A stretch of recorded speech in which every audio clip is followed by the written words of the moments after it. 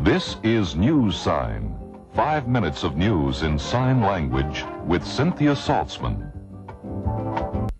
Good morning, everyone. This is Bill Neal with a brief summary of eyewitness news from the Channel 9 newsroom. The House and Senate Public Works Committee holds an unusual joint session today on the planned Eisenhower Convention Center. Several congressmen have been pressing plans for the massive center since businessman Abe Poland decided to build his sports arena in Largo, Maryland. The Eisenhower Center would be located near Mount Vernon Square and will include its own parking facilities. City officials hope the Eisenhower Center will become the heart of a revitalized downtown. Congressman Kenneth Gray said the White House has committed an initial $14 million center. A public hearing is scheduled next month on newly revived plans for a freeway past the Lincoln Memorial. The 1.5-mile freeway would be built in a tunnel and depressed channel between Independence Avenue and the Roosevelt Bridge SS. The D.C. Highway Department says it is needed to improve traffic flow to the congested Southwest office area. The government says the road will be largely out of sight and will actually add almost 2 acres of parkland to the tourist area between the Memorial and Tidal. Montgomery County Executive James Gleason today officially receives a report calling for longer liquor store hours. A committee wants stores to remain open until midnight, a 1 a.m. closing for clubs and restaurants, and liquor sales on Election Day. The panel also suggested allowing groups of 50 or more persons to obtain a special permit to sell alcohol until 2 a.m. The committee called for a county-wide referendum on whether cocktail lounges should be permitted to operate in the county, but the panel refused to consider the 21-year-old drinking age.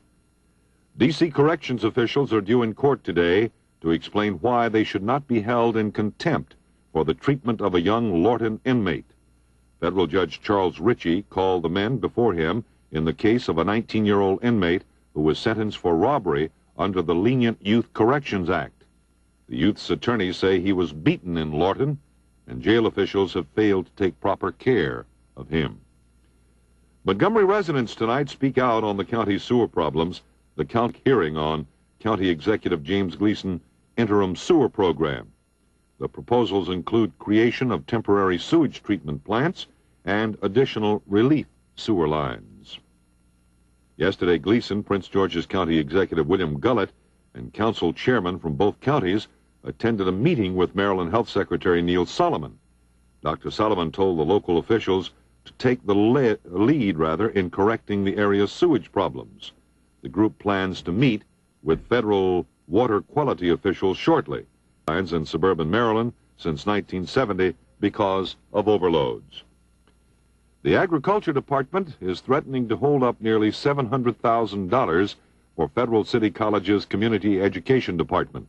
The department says the college will have to pay back more than $250,000 in allegedly misspent federal grants if it wants the future funds.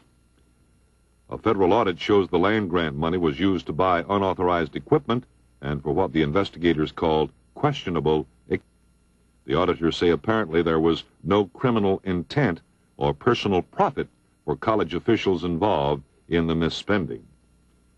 A Senate District Subcommittee this morning takes testimony on a white cane law for the district. The measure would guarantee blind persons equal access to public accommodations, equal employment opportunity, and equal housing opportunities. The measure has already passed the House. California Senator John Tunney will chair the meeting. Turning now to the weather for Washington, D.C. and vicinity. Cloudiness with a chance of showers today, high in the mid-80s. Clear and cool tonight, low around 60. Sunny and pleasant tomorrow, high near 80. The chance of rain 30% today, near 0 tonight and tomorrow. The current temperature 69 degrees, the humidity 87%. The barometric pressure 29.89 inches and steady. Those to now are the latest news developments. This has been News Sign with Cynthia. Stay tuned now for more of the CBS Morning News with John Hart.